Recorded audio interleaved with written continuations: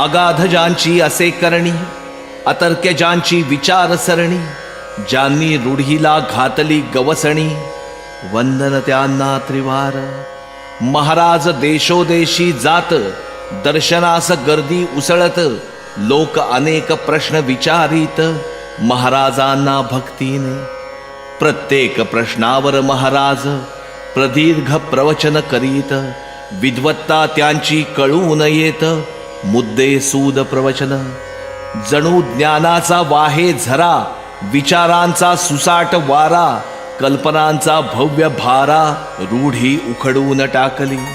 ऐशी महाराजांची प्रवचने, प्रमुदित होत श्रोतृमने. प्रवचनांची ही विविध स्थाने, सारांश रूपे ऐकूया. श्री शंकर महाराज उवाच.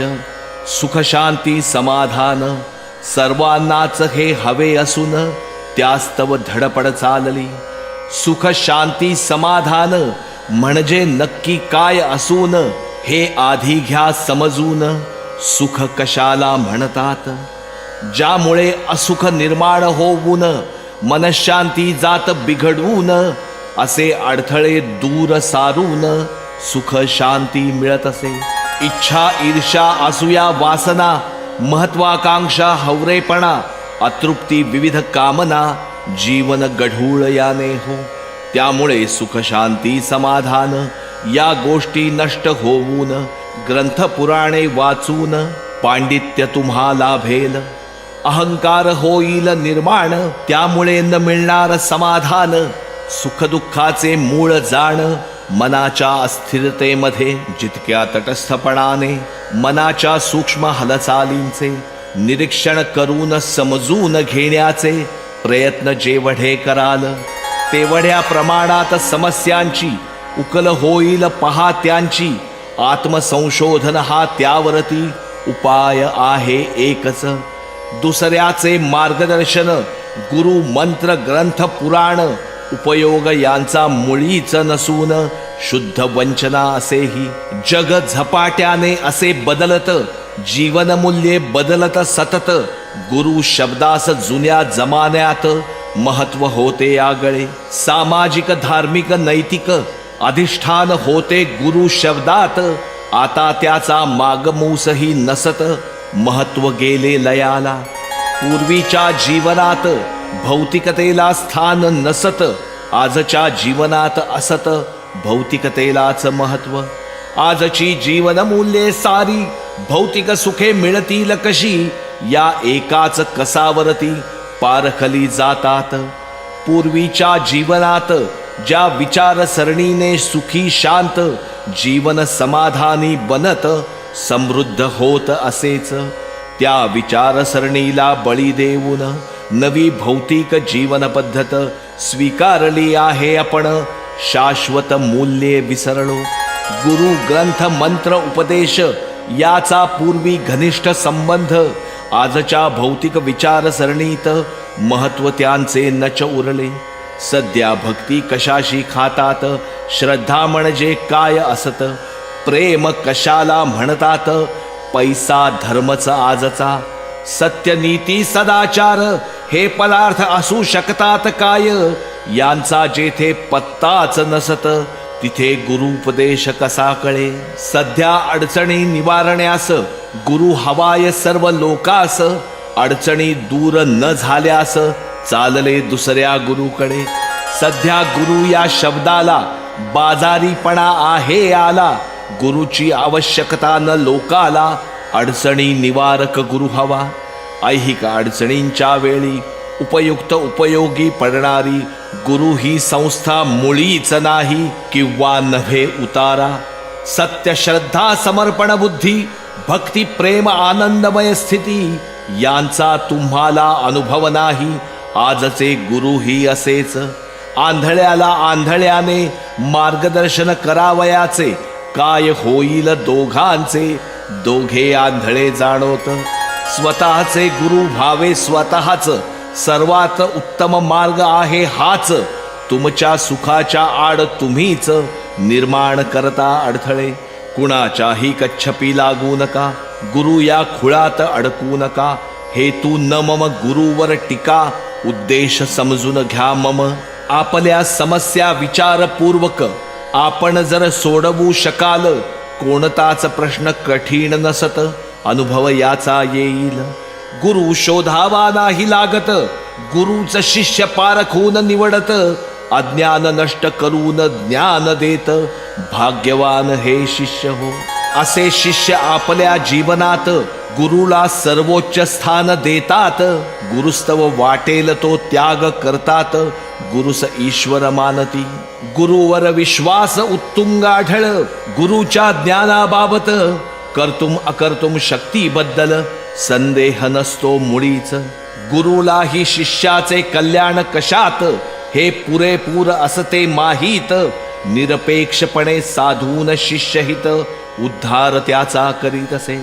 अपेक्षित साध्य असे अंतस्थिती अनुभव शब्दाने व्यक्त न होती, ते शाब्दिक मुळीच नसती. ग्रंथोपयोग काय मग? श्रद्धा म्हणजे ठाम विश्वास, जीत कसलीच अपेक्षा नसत, तीत कधीच बदल न होत. अविचल स्थिती अशी मनाची, अशी अविचलित भक्ती तुमची आहे का कोणा देवावरती? म्हणता देव सर्व शक्तिमान सर्वव्यापी, मूर्ती पूजा मग का करता? कारण सच्चिद घन परमेश्वरावर पूर्ण श्रद्धा असेल तर, चैतन्य स्वरूप ईश्वरा शिवाय तर मूर्ती पूजा व्यर्थच. ईश्वर ज्याला त्याला त्याच्या रागालोभाचा, ईश्वरास संतोष देण्या घेण्याचा प्रश्नच नाही उद्भवत. तुम्ही देवास्तव जे जे बोलता आणि प्रत्यक्षात जे जे आचरता, त्यामागे कुठलीच वैचारिक भूमिका नाही, केवळ विसंगती. म्हणून माझे सांगणे तुम्हाला, यात अडकवून घेऊ नका स्वतःला. मनाचा मागोवा घेण्याचा योग्य प्रयत्न कराच. विष घेतले तर मरून जाल, उडी टाकू नका जळत्या चितेत. कोणी सांगितले हे तुम्हास, सांगा गुरु कोण हा? कितीतरी गोष्टी जीवनात गुरु शिवाय आपण असतो करत, विचारपूर्वक आचरणाचे फलित निश्चितपणे असे हे. ज्या क्षणी याल आत्मबोधावर, त्या क्षणी घडेल आत्मसाक्षात्कार. आत्मजागृतीनी अनुभव यात तर क्षणालाही स्थान नसे. साधन मार्गात अपेक्षांनी पूर्ती अव्याहत अपरिहार्य असती, त्यांचा शेवट निराशा विफलतेत. अति होणेच ठरते सुसंगत. शिकलेला मनुष्य हा जास्तच असमाधानी असावयाचाच. नारळाचे पाणी जितके गोडच, तितकी खोबऱ्याची चव कमी. जेवढी विद्वत्ता असे जास्त, तेवढी निष्ठा कमी असत. विद्वान लोकांना पहा सतत, कल्पना जास्त स्फुरतात. फार चिकित्सा करण्यात नुकसानच होत असत, म्हणून चिकित्सा मर्यादेत अल्प अगदी असावी. कल्पनेचे खरे खोटेपण अनुभवांनीच कळते, म्हणून अनुभवानंतर तक्षण कल्पना थांबली पाहिजे.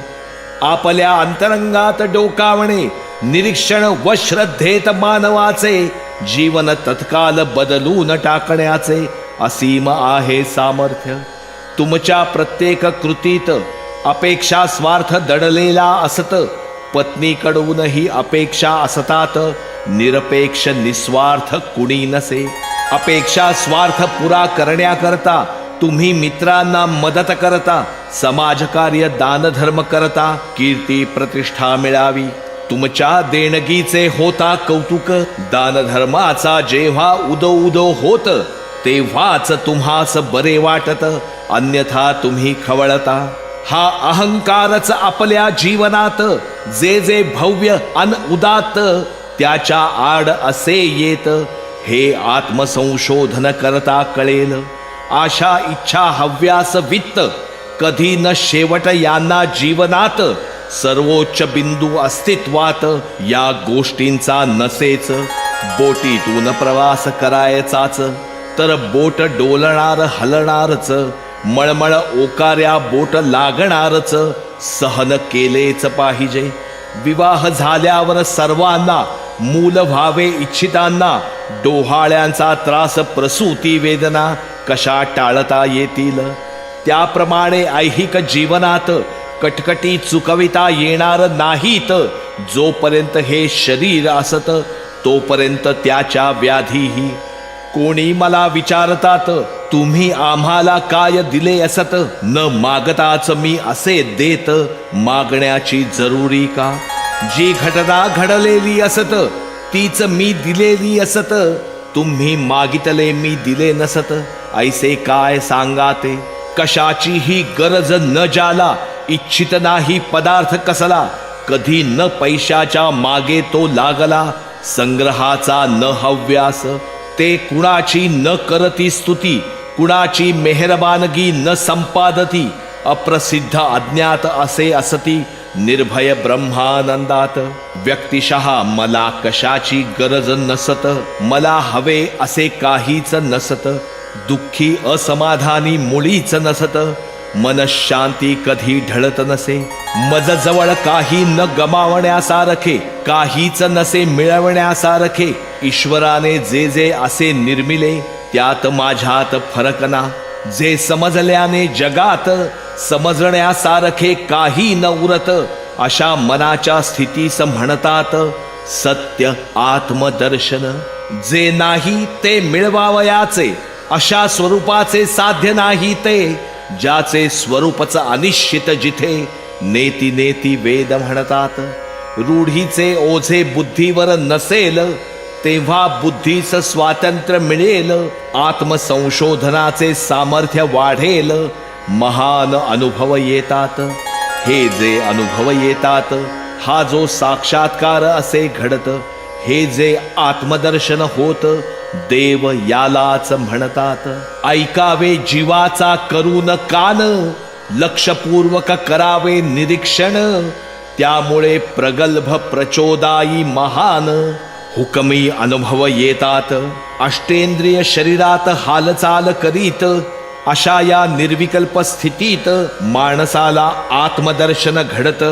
आत्मानुभव याला म्हणतात. ब्रह्म चैतन्य रूप अविनाशी असत, त्याला जन्म मृत्यू मुळीच नसत. ज्याला जन्म मृत्यू आदी असत, माया रूप सर्व ते. ज्ञान अनुभवांच्या समन्वयाने मायेपासून सुटका होते. ब्रह्म सत्य जगन्मिथ्या असे वचन प्रसिद्ध असेच. ज्यांना प्राप्त झाले खरे ज्ञान, सत्याचे झाले दर्शन. जाणले जीवनाचे सर्व पैलू छान, अवतार त्यांना म्हणतात. सर्व अवतारी पुरुषांची शिकवण आणि अनुभव एकच असून, पद्धतीत फरक येतो दिसून. काळ स्थितीप्रमाणे संतांची विचारधारा शिकवण, सर्वत्र अगदी एकच असून. भक्त विसरतात शिकवण, माजवतात अवडंबर. जाणीव आणि नेणीव मनाच्या दोन अवस्था असत. जाणीवेत असतो अहंभाव जागृत, नेणीवेत अहंभाव नसतोच. या दोन अवस्थांच्या पलीकडे उच्च अवस्थेत मन जेव्हा जाते, पूर्ण चेतन ज्ञानातीत ही अवस्था असे. समाधी याला म्हणतात. समाधी केव्हाही लावता येते, कार्य संपल्यावर समाधी घेता येते. समाधी लावणे, समाधी घेणे वेगळे दोन प्रकार हे. मी जे असतो बोलत, त्याप्रमाणे सर्व घडून येत. मी सिद्धीच्या मागे नसत, सिद्धीच्या मागे लागू नका. मिळेल त्याचा आनंद लुटा, अप्राप्याच्या मागे धावू नका. भगवंताने अनेक गोष्टी दिल्या, उपभोग सामर्थ्य ही दिलेच. ते सोडून वेगळ्याकडे धावणे, सिद्धीच्या मागे न लागणे, हीच सिद्धी प्राप्त होणे अत्यंत महत्वाचे असे हे. मानवी शरीर ही महासिद्धी, त्यात आपणास दिली बुद्धी. जड फायदे देते सिद्धी, आपण जडापलीकडे जायचे. सिद्धीपेक्षा श्रेष्ठ भक्ती, सर्व संतांची हीच उक्ती. सिद्धीने मिळत नसे मुक्ती, मुक्तीचा मार्ग भक्तीच. सोपे असे नुसते वाचणे, महत्वाचे भवसागरातून वाचणे. असेल दुःखातून बाहेर पडणे, वाचण्याप्रमाणे कृती हवी. रत्नजडित मुकुट राजांच्या डोक्यावर, परी समाधान न तिळभर, समाधानाचा मुकुट ज्यांच्या हृदयावर, तेच राजे खरे हो. निर्गुण परमेश्वराचे रूप सगुण, प्रत्यक्ष आई वडील घरी असून, त्यांच्याकडे दुर्लक्ष करून देवमार्गा लागता. म्हणून समाधान मिळत नाही घरीच आई वडिलांची, मनोभावे सेवा करा तुम्ही, समाधान येईल चालत. आत्मसाक्षात्काराकरिता शास्त्र गुरुपासून आत्मा अनात्मा याचे स्वरूप समजावून घेण्याला ज्ञान ऐसे म्हणतात. अष्टांगाच्या अभ्यासाने चित्ताचा निरोध करणे, प्रयत्नपूर्वक हे आचरणे योग याला म्हणतात. अज्ञानाने देह आत्मा या दोघांच्या अन्योन्याध्यासात ये उदयाला, हात घालून वेगळे करतो दोघांना, विवेक त्याला म्हणतात. असा विवेक जागा राहावा सदैव, मी शरीर नसून आत्मा असत, असा विचार अंतःकरणात, यालाच तप असे म्हणतात. दुःखिताला होणारे दुःख कारुण्याने नाहीसे असता करत, सुष्ट दुष्ट हा न करणे भेद, दया याला म्हणतात. कर्मेंद्रियांचे व्यवहार बंद पडतात प्राण जिंकल्यावर, बंद होतात ज्ञानेंद्रिय व्यवहार मनोनिग्रह केल्याने. सर्व ओझे सहन करीत असताना सहन करण्याच्या अभिमानाला मुळीच स्पर्श न होणे याला क्षमा ऐसे म्हणतात. दुसऱ्यास क्षमा केली तर आतून आनंद राशी प्रकटतात. क्षमेचा निर्भेळ हा आनंद चिरकाल असतो टिकणारा. आध्यात्मिक अधिभौतिक अधिदैविक संकट आकस्मित येता धारक शक्तीने जे पचवीत, धैर्य त्याला म्हणतात. निष्काम धर्माचा आचार अंतरी आत्मानात्म विचार, अंगी मुरलेत खरोखर शौच याला म्हणतात. साधण्यासाठी स्वतःचे हित, इतरांचे न करणे मुळीच अहित, न करणे प्रयत्न निंद्य कलुषित याला अद्रोह म्हणतात. सद्गुणांमुळे सन्मान्य योग्य असूनी मान दिला असता लोकांनी, लज्जित होणे विनयानी अमानित्व याला म्हणतात. अशा या सद्गुणांची सतत वाढ व्हावयाला हवी असत, त्यामुळे दडलेले माणसात देवत्व प्रकट होत असे. त्याचे अंतर्बाह्य जीवन निघेल अगदी उजळून, कृतार्थ होईल जीवन धन्य होईल मानव. मी राहतो कैलासात शंकर माझे नाव असत, जगाला समस्त देण्या मी येत, सार्थक करून घ्या आपले. पुष्कळ रंग या जगात इथला रंग निराळा असत, हे गुह्य कुणाला न समजत, गुह्यात गुह्य असे हे. जो स्वतःला ओळखतो तोच मला जाणू शकतो. सर्व ऐश्वर्य ओवाळून जरी टाकतो, किंमत त्याची मुळीना. समजावून घे जर समजेल, मागाहून पश्चाताप होईल. आमचे काहीच न बिघडेल, नुकसान आहे तुझेच. लिहा दगडांच्या भिंतीवर सुवर्णाक्षराने हे सुंदर, आठवतील वेळ आल्यावर आमचे बोल सर्व हे. प्रकांड पांडित्य महाराजांचे देखून वंदन केले भावे वाचे. लेखन 12 अध्यायाचे पूर्ण येथे जाहले. संतवर्य योगीराज सद्गुरु राजाधिराज श्री शंकर महाराज की जय.